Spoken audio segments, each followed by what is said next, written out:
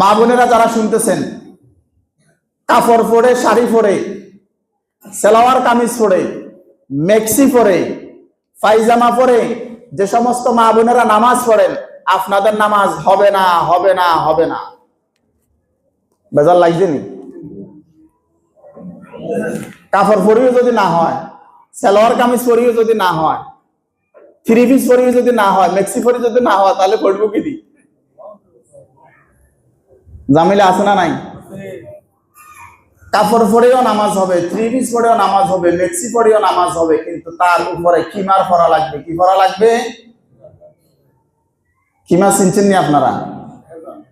শতকরা 10 জনও জানতেন না যে কিমার গায়ে মানে খায় না পরে। এটা মা বোনেরা যখন নামাজে দাঁড়াবে, শুধু ওনার এতটুক ছাড়া আর কোনো কিছু দেখা যাবে না। এখন শাড়ি পরে যে মা দাঁড়ালো নামাজ পড়ার জন্য, ওনার কি নামাজ হয়েছে? ওনার এগুলো কি টাকা গেছে? কথা কয় না। পায়ের ফাতা কি টাকা গেছে? থ্রি পিস পরে যে মা বোন নামাজে দাঁড়াইছে, ওই মা বোনের পরিপূর্ণ কি ওনার কমপ্লিট হয়েছে? হয় নাই।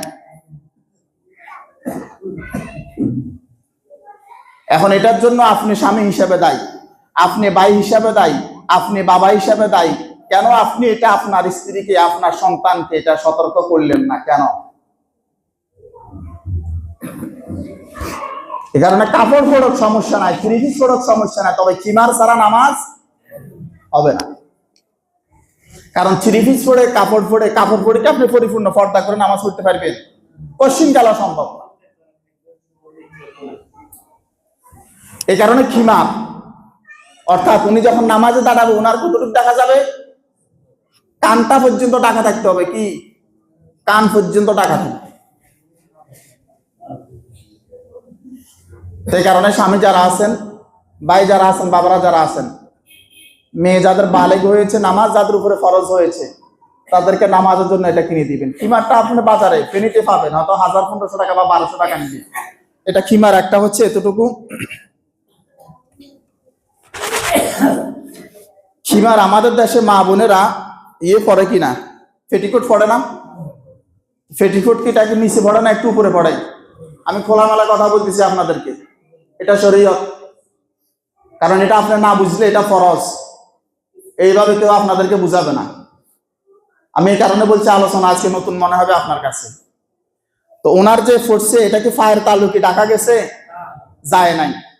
খিমার যেটা, এটাও পেটিকোটের মতো, এটা একটু লম্বা, এটা পরার পরে ওনার মাটির সাথে থাকবে। এটা পরে তখন উনি হাঁটতে পারবে না। হাঁটতে পারবে শুধু নামাজের সময়, নামাজের এখানে রাখে দিবে। এরপরে উপরে আরেকটা খিমার আছে, এটার হাতা পর্যন্ত আছে। উনি যখন দাঁড়াবে, এটার ভিতরে হাত থাকবে, এটার বাইরে আর আসা। সেজদাতে যখন যাবে, তখন ওই হাতগুলো এটার ভিতরে থাকবে, তখন আর বের হবে না। এই কারণে আপনার স্ত্রীর, আপনার মেয়ের, আপনার মায়ের, আপনার বোনের সলাতের জিম্মেদারিও আপনার উপরে আছে না নাই? কথা বোঝেন নাই মনে হয়। আচ্ছা, একটা